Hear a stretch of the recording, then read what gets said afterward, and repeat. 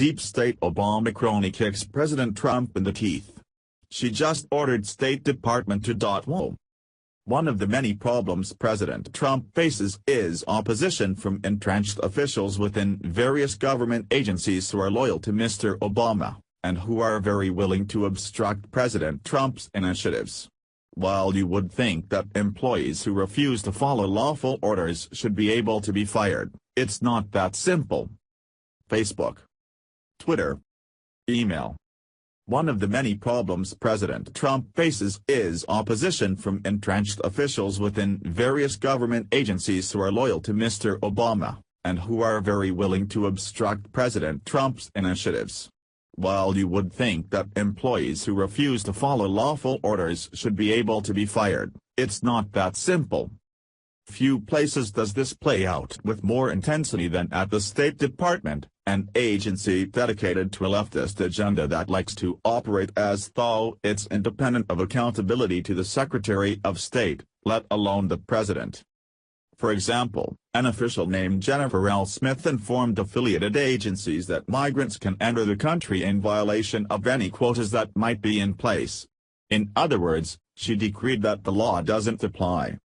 The New York Times has revealed that the State Department has just lifted the restrictions on the number of refugees allowed to enter the U.S., in a move that seems to fly in the face of Donald Trump's campaign promises to voters. In an email sent just days ago, a State Department official named Jennifer L. Smith quietly told private agencies involved in refugee assistance that foreigners could now enter the country unconstrained by the weekly quotas that were in place. Rather blatant in her defiance of the president, isn't she? Why has she not simply been fired for insubordination? We know what the problem is. The Bureau of Population, Refugees, and Migration, the administrative part of the State Department that manages the inflow of refugees to the United States, continues to be run by holdovers from the Obama administration, Breitbart News noted about the shocking quota decision. Apparently the drain is only so large, thus restricting how quickly President Trump can drain the swamp. Then we have the perfidious actions of State Department officials as they use subterfuge in their attempt to pull a fast one. The timing of the email also suggests that the State Department did not want Trump supporters to notice the change.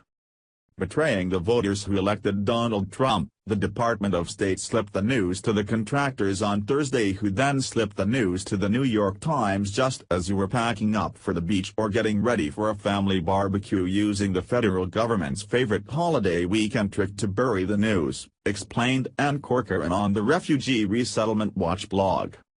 The principle at work here is very simple. The president needs and deserves a team that will follow his lead. Moles or other malcontents whose loyalties lie elsewhere need to resign or be dismissed. Disagreeing with the president is one thing, and it's their right. Sabotaging him is another thing altogether, and those engaging in such acts need to be rooted out.